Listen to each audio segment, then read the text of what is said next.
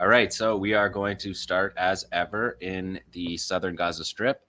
The fighting in Rafah picked up this week. I've been talking about the battle of attrition and how the fighting was had sort of curtailed a little bit over previous weeks.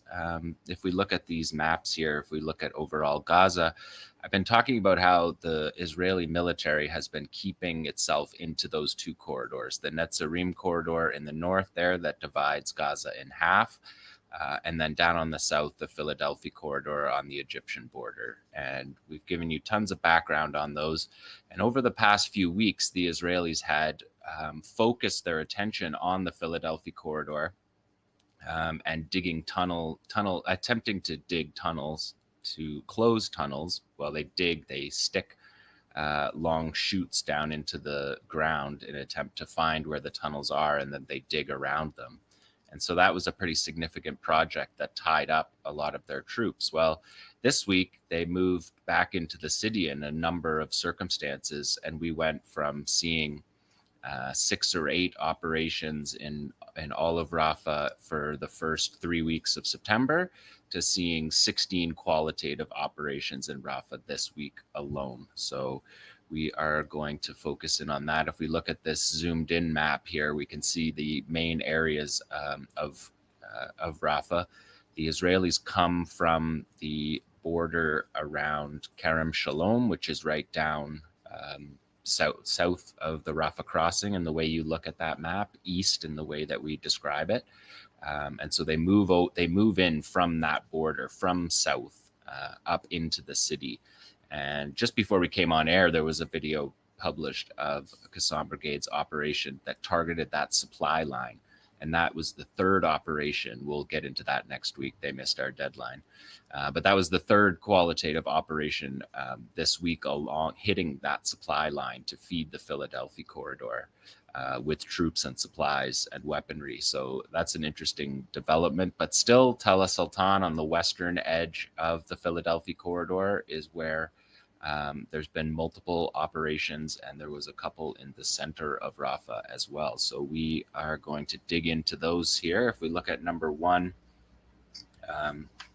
we're seeing here, this is Yassin strike against a Namr troop carrier. We're going to see a lot of Namr troop carriers this week. I think that's part of the convoy that's shuttling troops into the Philadelphia corridor to carry out that work. So we see more Namrs than usual, and not seeing them in tank convoys in the way they were before. Not sure what we're seeing there, but I believe it's shuttling troops down to the Philadelphia corridor. And you can see this is from inside a house. And when you're firing from inside a house around these walls like this, the trophy active protection system that the Israeli military armored vehicles uses just doesn't have any chance on this. And you can see that that's a direct hit in that one. And you can hear a secondary explosion in the original video that we have removed the audio from. You can find the original videos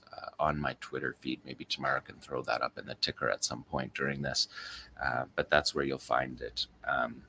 But this particular tactic, showing them inside, still operating inside homes. We'll remember that the commander of the 162nd Division that is in charge of the battle in Rafah told us on the 12th of September that the fighters had been dismantled and destroyed. And so we're going to see for this next half hour or so that is just not true. And I can't count the number of times we've done this before. If the Israeli military were to reinvade 𝐓𝐡𝐞 tomorrow, speaking of Rafah, 𝐓𝐡𝐞 would be there to meet them in an organized military formation that the Israeli military keeps saying that they defeat and dismantle, but they don't. They use that term dismantle because that's what happened to their forces on October 7th. They were dismantled. Their command and control was destroyed by the Qassam brigades, and that made them unable, the Israeli military, unable to fight all day on October 7th because that had been dismantled. So this video also has tank fire in the background as well. So you could see that it's the Namr mounted machine gun is firing So these aren't just pot shots. This is in the middle of a battle now, 150 plus days into the invasion of Rafah. So the fighters are still carrying on apace. They don't seem to be in any way visibly degraded according to anything that we're seeing on camera. We can do number 2 here tomorrow. This is a 𝐓𝐡𝐞 operation in the center of Rafah versus a D9 armored bulldozer. And this says targeting a D9 military bulldozer at dawn. 24 hours later, it was taken over and the flag of the Al-Qassam brigades was raised on it and it was set on fire. So what we're seeing here is in the dark.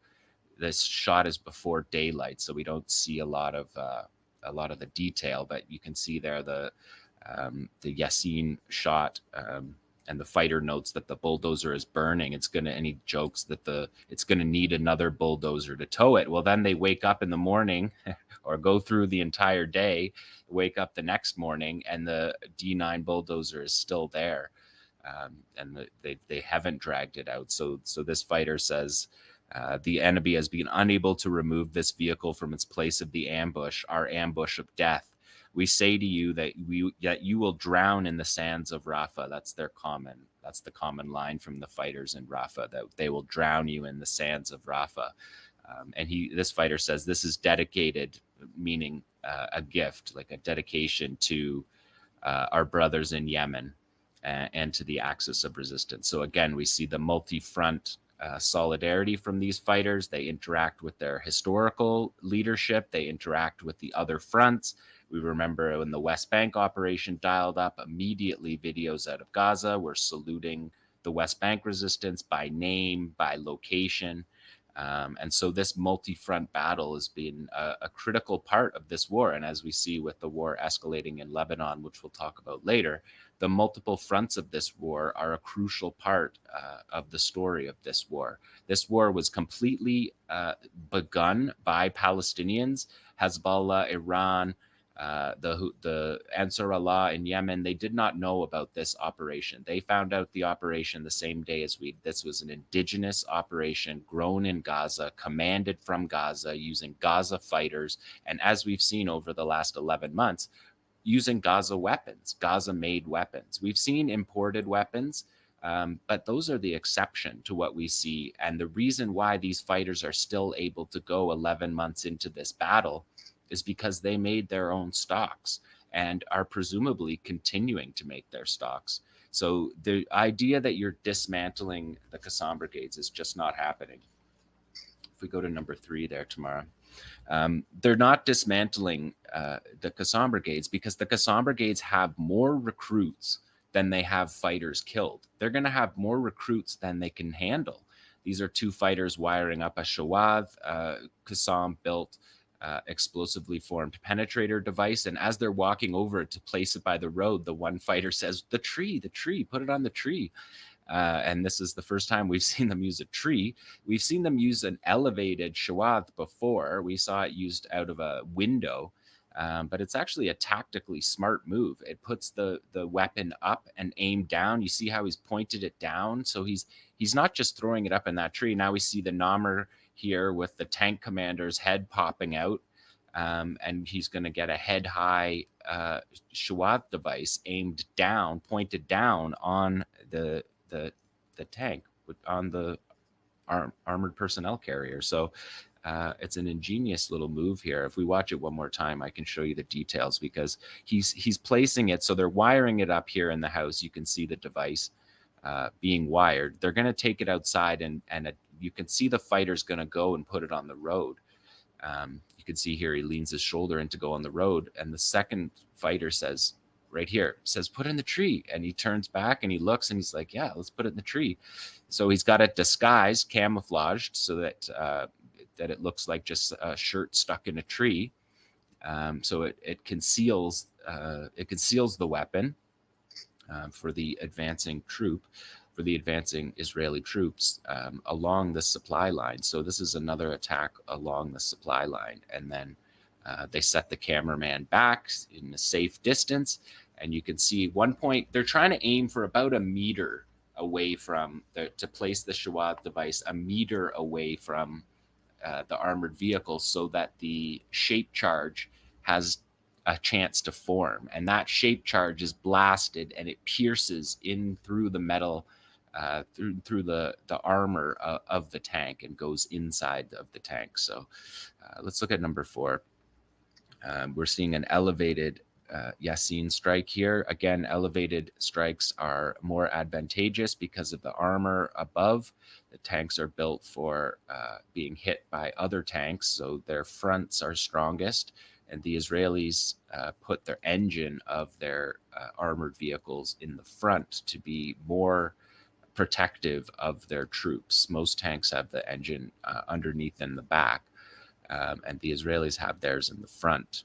So the armor is thicker in that area. So if you could be elevated and fired down on, as we look here, we see the trophy active protection system engage on this round. It's not clear that it intercepts it, but that ball of flame that you see outgoing there, that's the outgoing round of the trophy APS. But because they're firing through the window there and then around the corner, it's not clear to me that the round gets picked up in time to be neutralized by that system. But again, we're seeing number 5 is another one of these 𝐓𝐡𝐞 strikes. Again, this is with a Tandem 85. This is the device that I've told you that they've used. It's another NAMR troop carrier. They took the outdated 85 millimeter rounds, and 𝐓𝐡𝐞 added a second charge to the front, a 64 millimeter charge to the front, to make it a tandem charge, which allows it to work versus the armored vehicles that have lately, and since that weapon, that's a 1980s Soviet weapon, since that era, the armor has increased on these vehicles. And so 𝐓𝐡𝐞's indigenous ingenuity is to put a second round to animate these. We normally see these being used against bulldozers, and there were this week. There was at least 6 attacks on D9 armored bulldozers this week. So that's interesting to note, because those are the ones who are shaping the land. So if we go to number 6 tomorrow, this is a really remarkable one. We're seeing here a captured M113. This is the outdated, mothballed armored personnel carrier. And this fighter saying that they're fighting us with remotely operated vehicles full of explosives. So this is essentially a car bomb that the Israelis have created. You can see there the plastic explosives inside those thick, heavy bags and filling up the entire infantry cabin compartment below, and they use them as car bombs to destroy houses. It's one of the methods that they use them to destroy houses. We've seen these been hit before, and I've described to you that they're unmanned. 𝐓𝐡𝐞 makes a kit for them to make these vehicles unmanned because they're not battle worthy at this point. You can see the control device there by his knee, and the wires. He's gone up here and clipping these wires with a bit of a reckless abandon, but you always have to appreciate these fighters. They've been living through and surviving. These fighters have survived through most unbelievable things. So snipping the wires on this booby-trapped tank didn't seem to phase this 𝐓𝐡𝐞 fighter. And we're looking here at probably something like 4 or 5 tons of explosives, like 10,000 pounds of explosives, which can simply be taken by 𝐓𝐡𝐞 and returned to sender, as they do when they take the bombs. It's a different form. The plastic explosives is in a different form, but it can be used in barrel bombs. It could be used in shwad. It could be used in various other devices too. So the fighter says that they're fighting us with remotely operated vehicles full of explosives. We tell you, fight us face to face. Fight us with your soldiers, and we will drown you in the sands of Rafah. We will dismantle your vehicle of explosives, he says, as he's cutting the wire. And he says, the soldiers are afraid to come at us. If you send us your soldiers, we'll stomp them. And the whole time this video is being shot, there's the Zanana buzz, the buzz that you hear of the drones going over all the time. So he points that out too. He says your reconnaissance vehicles are above us, and your automatic vehicles are here below us. So that's interesting to know. We saw these for the first time. People who are regular listeners will remember I identified these vehicles back in February when we saw them for the first time in 𝐄 𝐄𝐿. And when we saw one of them get hit, it exploded, an enormous explosion, which we didn't know that they were using these remotely. But that explosion was an indication to look into what was going on here. And and that was in February. So it still wasn't clear in February what was going on. But by May, it became known when they were used in 𝐄𝐥𝐞𝐜 and they were used in the Jabalia camp operation. And some of them were captured because you can capture them with the same system that the Palestinians use to down drones. They capture them by jamming the signal that goes between the controller and the vehicle. You can jam that signal and then spoof that signal and basically tell it where to go to. And that's what they do with these drones here that you're looking at. This is an 𝐓𝐡𝐞 drone. This is a DJI off-the-shelf drone, but this is what the Israelis have used as their workhorse drone going house to house. So these are the drones that go house to house. We don't see them captured very often, I think because they're close to the soldiers. The soldiers release them from the doorstep and fly them up the stairs. So we don't see them captured as much as we see the other drones. But you can see, look, they just capture it. They got all the video on it.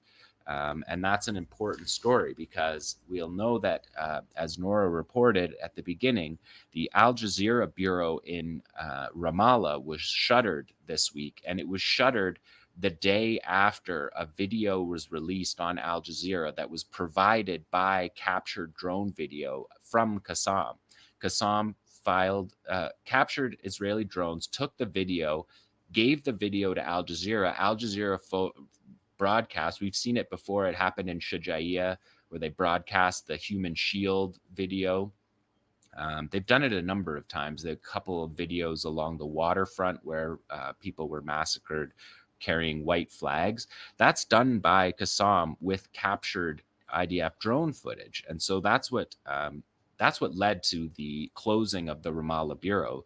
And when the Jerusalem bureau was closed previously, it was closed because of the 𝐄𝐥𝐞𝐜 video that was released. So they're responding, the Israeli military is responding to these war crimes videos being shown because these are potent videos with all of the testimonies in the world from Palestinians don't seem to resonate. But when you have Israeli drone footage of the war crimes, that stuff's going to hold up in court. And it's a remarkable accomplishment of the resistance to do that and to give away their position to give that war crimes footage. And it's a story that would be really great to dig into as it goes on because the decision that they've made to do that is remarkable. And it has consequences. And Al Jazeera has been shut down based on British mandate era laws. So, and the Israelis have, to go back to the M113s for a second, the Israelis have hundreds of them, like between 500 and 1,000. So if they want to make car bombs out of these M113s, they can do that to numbers in the hundreds. And so when we get testimony from the fighters, I think you could tell by the voice and the way he was describing that M113 that they've seen them before. They've seen them, and we've seen them before, be dismantled because they're just aluminum. They're not valuable to the fighters themselves to keep the actual vehicle because they're crap vehicles. So they'll burn them, and we've seen that happen. So that is the resistance report from Rafah this week from Gaza. Again, we had some, harassment operations, mortars on the Netzarim corridor, but the focus of the fighting in Gaza has been in Rafah, and there's a number of qualitative operations that we didn't see on video. What is hidden is greater, as 𝐓𝐡𝐞 says. So maybe next we'll be seeing those come out in the coming days, or it fits with the fact that we only see on video a certain percentage of their operations. So that is the resistance report from Gaza.